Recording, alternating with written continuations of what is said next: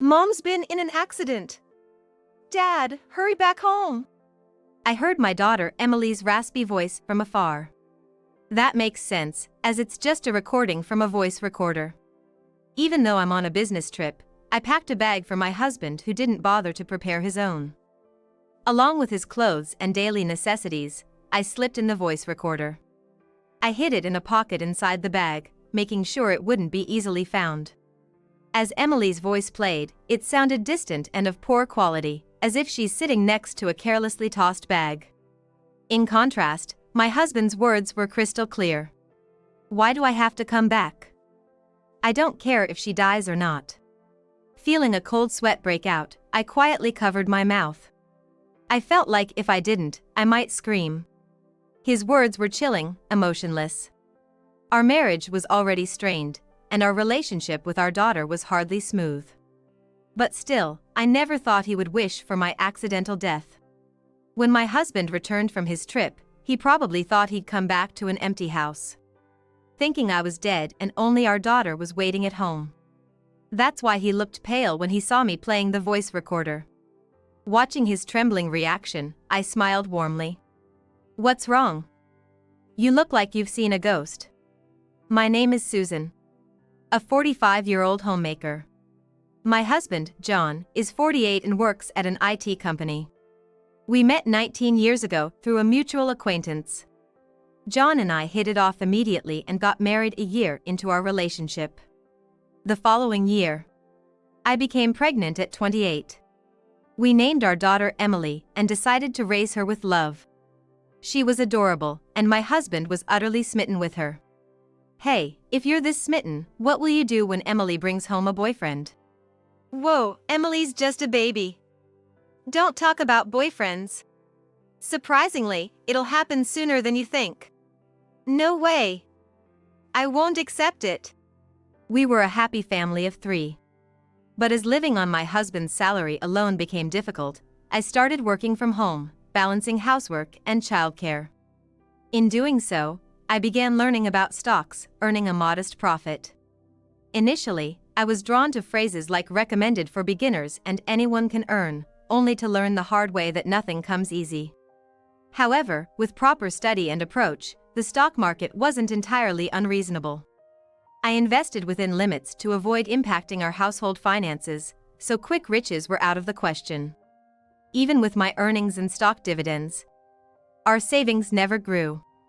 It wasn't that my husband's salary was extremely low, but our savings just didn't increase. In fact, some months we were in the red. The reason was Emily, now a sophomore in high school. Around the time I expected, I heard the front door and knew she was back. Around the time I expected, I heard the front door and knew my daughter had come home. I immediately went to the entrance and showed her the credit card charges that had come to my phone. Emily, you spent money on online games again, didn't you? And you even bought new clothes. I give you an allowance, so manage within that limit. At the end of the month, to transfer money to the bank for the credit card bill, I opened the credit card app and was shocked. There were many unfamiliar charges, totaling over $2,000. All of them were either game charges or from clothing stores I never use. Since the payments were made from my husband's card, at first, I suspected him of infidelity. However, he doesn't play games much, and I found clothes in Emily's room from the same stores listed on the statement. Unbelievable. You've spent this much again. This wasn't the first time Emily had overspent like this. She got her first smartphone in 4th grade. Initially, it was just for communication, but in middle school, she became obsessed with online games. When she first asked if she could spend money on online games, I said, as long as it's within your allowance. But she got more and more into the games and started charging without telling me. I told you. If you charge games without permission again, I'm taking your phone away. When I said that, Emily shouted back, "Shut up, you old hag. Don't talk to me about money when you don't even work." What did you say? This card is Dad's, right? I'm using his money. Don't act all high and mighty, you jobless hag. Emily stood up and shoved my right shoulder hard. I stumbled and fell on my behind, and she looked down at me with cold eyes. The first thing I hear when I come home is you're yelling. It's the worst. I hate coming back to this house. Wish you'd just disappear. She grabbed her bag and kicked my foot. Then she stomped upstairs to her room. Alone in the entrance, I let out a heavy sigh. Emily wasn't always like this. She used to sulk when scolded, but she understood the abnormality of spending her parents' money without permission. There was a time when she'd check what was within her allowance. But around the time she entered middle school, she began to treat me with this arrogant attitude. This isn't just typical teenage rebellion. The root cause is my husband. The first time I discovered Emily had secretly spent a lot of money on online games, I asked my husband to talk to her when he got home from work. He let out a small sigh and said, "Huh? It's fine, isn't it? If Emily wanted to buy it, let her have it. Didn't you say you didn't want our daughter to feel deprived? Was that just talk?" I do mean it. But spending $1,000 or $2,000 without telling us is different. That's a month's worth of groceries. What, don't you love your daughter? Of course I do. That's why we need to teach her the right way to use money. As I tried to continue my argument, my husband clicked his tongue and said, "Stop it. I come home tired from work, and your nagging is just exhausting. You used your phone for the payment, right? Since it's my money, just be quiet. I'm gonna take a bath first, so get dinner ready." Instead of scolding Emily, my husband criticized me for being harsh. Even after that, I tried several times to have discussions with both my husband and Emily about her spending habits. But my husband always said, "It's my money, so it's fine," never showing any sign of scolding her. Naturally, Emily grew closer to him, sweetly calling him daddy and snuggling up to him. In contrast, she began treating me with disrespect, calling me you or old hag, which is inexcusable even considering her teenage rebellion. But my husband knew that if Emily kept spending money recklessly, it would strain our finances. He started to blame me for it. Do you even realize that you're a homemaker because of me? Get a job and contribute to the household. My husband blamed our financial struggles on me not working. Despite me showing him the statement right in front of him, proving I made over $2,000 this month from my work-from-home job and stock trading, he still treated me like a mere money spender. He also relied on my income, but insisted on treating me like a full-time homemaker, pushing all the household chores onto me. Gradually, he began to order me around in a curt tone. Naturally, Emily treated me the same way, as if I were just a maid. At first, I fought back, saying, "I'm not a maid," but nothing changed. Exhausted, I started planning to leave this house. Then, one night after several months of this life, I found a receipt for a designer bag purchase, initially thinking Emily had used it. But I couldn't find the bag anywhere in the house, and during his bath, my husband's phone showed a notification that made everything clear. He bought a designer bag for her. He tells me to save every penny, yet he can easily spend thousands on another woman. When I showed him the phone, it displayed messages with lots of heart emojis. Messages about receiving the designer bag, expressing gratitude, suggesting which hotel to visit next, and so on. The blatant content left me with nothing but a sigh. Don't snoop through people's phones. You're a creepy woman. It's you who's creepy for cheating. Though he didn't admit to cheating, the overt messages made it undeniable. He yelled at me with harsh words, belittling me. Then Emily came down from upstairs due to the commotion. Hey, keep it down, will you? Emily's scowling gaze was directed solely at me. She must have heard our conversation while coming down the stairs, yet her cold eyes pierced only me. Cheating? More like it was bound to happen. Dad works hard every day, and when he comes home, there's this old hag who's been at home all day nagging at him. Instead of getting mad about him cheating, why don't you reflect on yourself a bit? Emily snorted in disdain and leaned against my husband, wrapping her arm around him. Knowing he had Emily on his side, my husband started calling me a greedy, nagging old hag. I ran out of the room and locked myself in my bedroom. Burying my face in the bed, the tears I had been holding back spilled out. I had planned to leave a little later, but I had reached my limit. I rubbed my red eyes and reached into my drawer. The next day, my husband said he was going on a business trip and left the house. He probably thought I would resist, as he spoke to me with harsh words. I quietly prepared his things for the trip without any argument, and he looked at me, seemingly taken aback. "That's right, just be silent and obey, and I'll keep you in the house." I didn't say a word to him as he left cheerfully, nor to Emily as she went to school. In the evening, I heard the front door open. Thinking it was Emily, I ignored it, but I heard voices.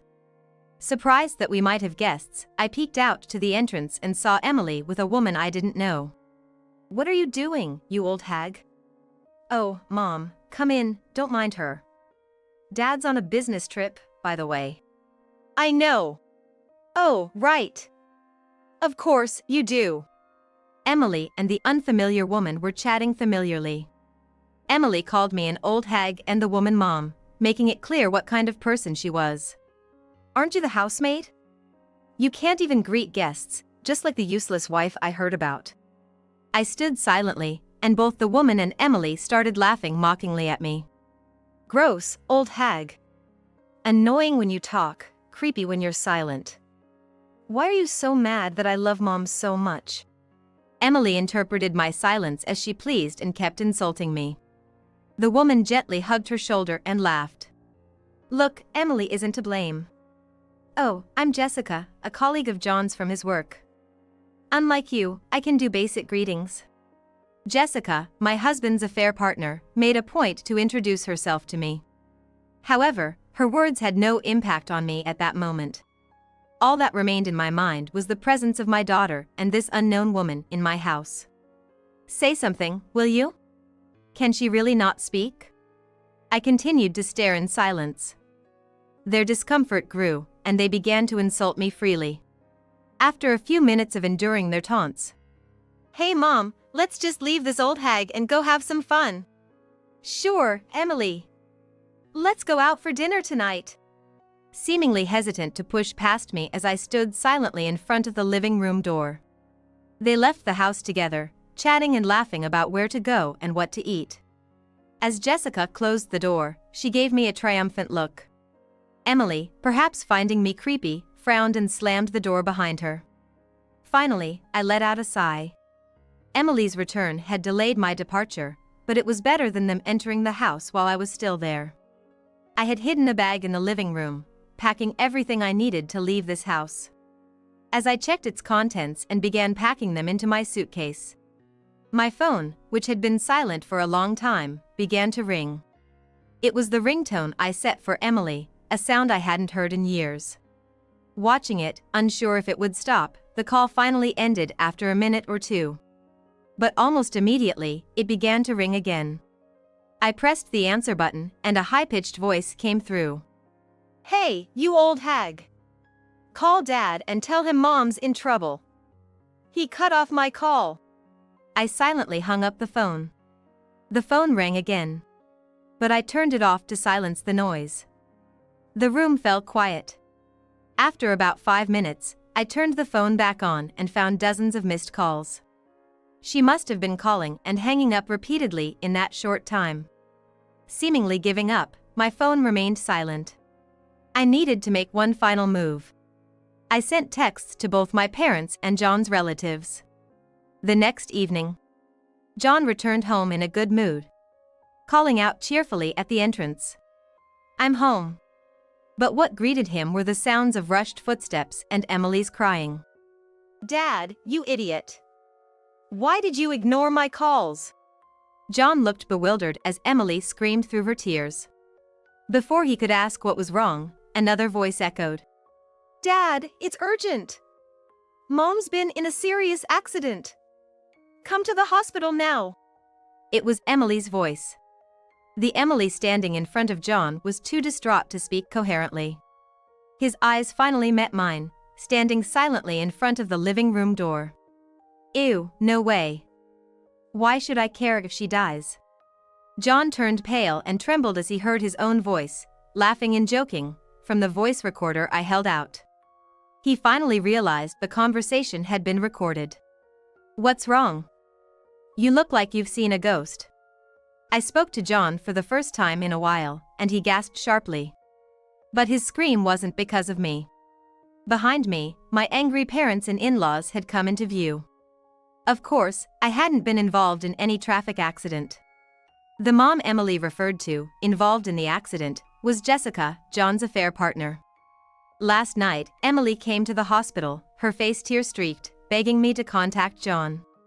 Mom's in big trouble. Hey, why did you ignore my calls? Call Dad for me. Emily was crying in front of me, but I felt nothing. I just silently listened to her complaints. After leaving the house, they apparently headed to the bustling downtown area. Walking carelessly while looking at their phones, they entered a red light. A car managed to stop in time, but a motorcycle swerving around it hit Jessica. Jessica was thrown and lost consciousness. Because there were many witnesses, an ambulance was called quickly. Fortunately, they were quickly taken to the hospital, and Emily was able to accompany them. However, at that time, Emily and Jessica were not related by blood. Jessica was in critical condition, and it was late at night by the time she stabilized.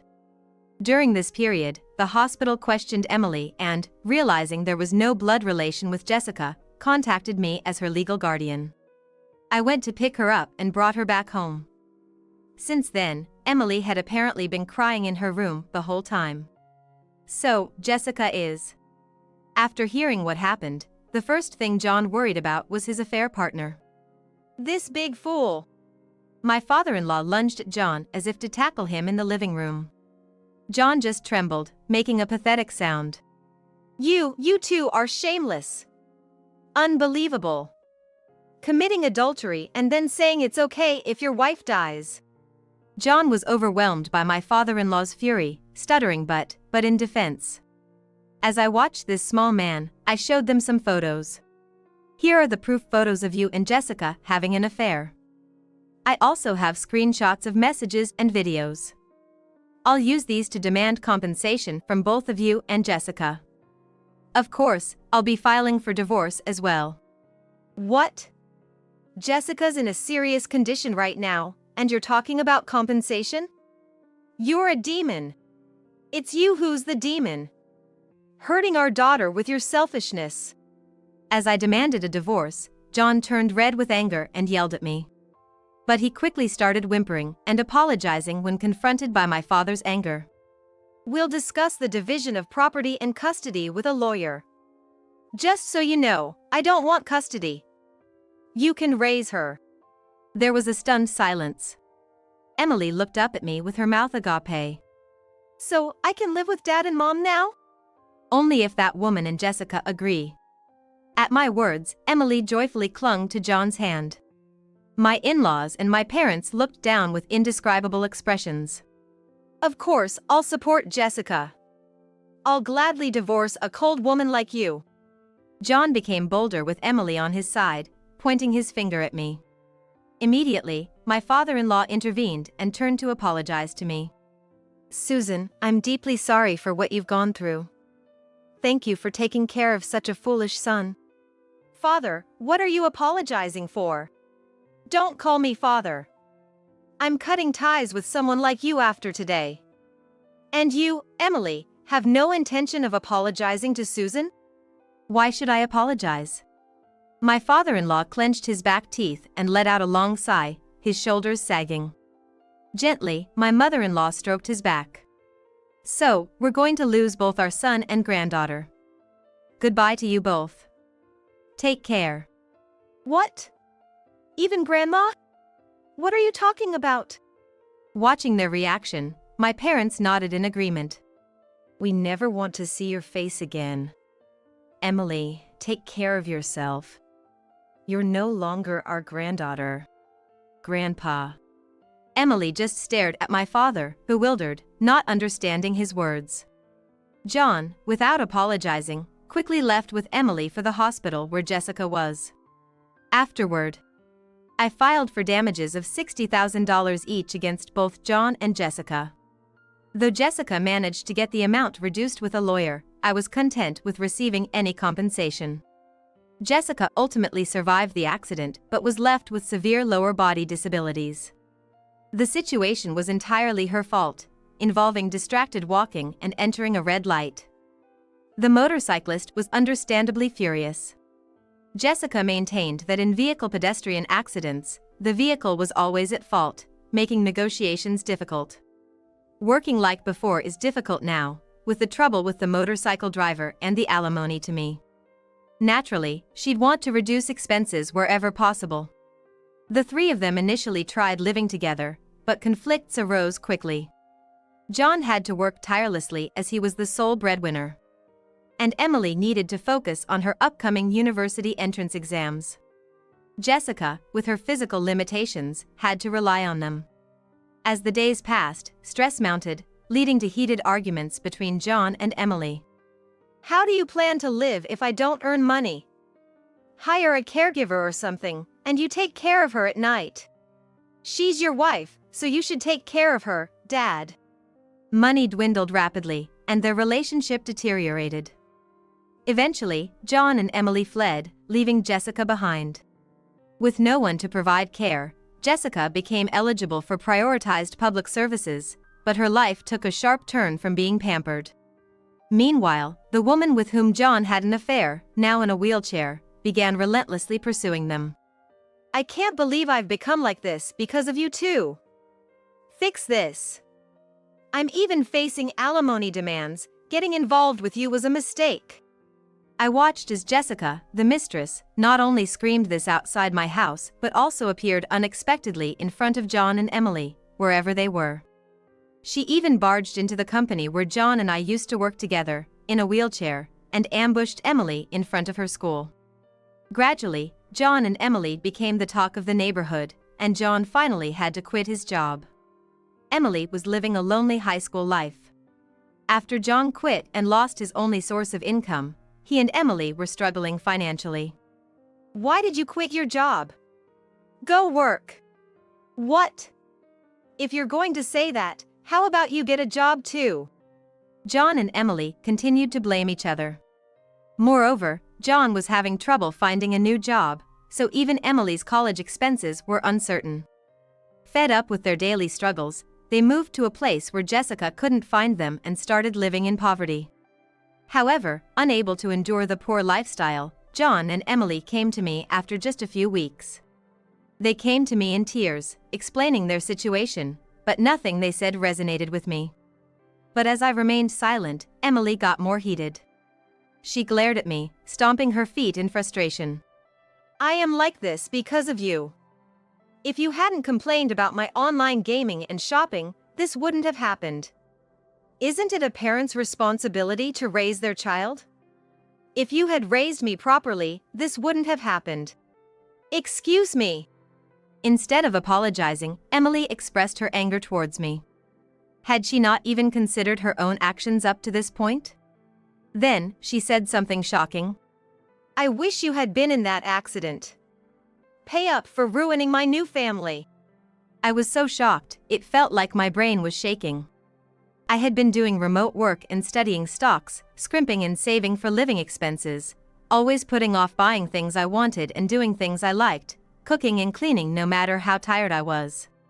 All the time I had spent on these people seemed like a complete waste, and I felt a surge of regret. I closed the front door. John tried to force his way in, fingers on the door. Give me some money, and I'll leave. You're still doing that click-click thing, right? Hand over the money you've earned from it. That's right. You, hoarding alimony and making money from stocks, must be loaded. Plus, living with your parents, what a luxury. When I heard their words, I felt something snap inside me. Leave. Get out, don't show your face. I'll call the police. My voice was shaking, but I said it firmly. They seemed surprised by my response. John tried to soothe me with a softer tone. Hey, Susan, I'm sorry. My bad. So, give me the money. I'm calling the police. Damn it. What the heck? It's infuriating. It's all because of you. John and Emily left after their parting shots. In the end, they were probably only after money and left once they faced a bit of resistance. Emily never once apologized. I had no more affection left for either of them. 2 weeks later, following my parents' advice, I started going to mental health therapy. The betrayal by Emily, on top of everything with John, had left a deeper wound in my heart than I had realized. You hardly talk, Susan. It's not just that you don't, but maybe you can't. You should see a doctor. I was skeptical when I first heard my father's advice, but going to therapy made me realize how much I had been struggling. Through this process, I began to feel more positive bit by bit. My mom cooked my favorite dishes, and my dad bought me things I liked. Their kindness wrapped around my deeply wounded heart. Now, I'm working hard every day to rebuild my second life in this warm home where I was raised.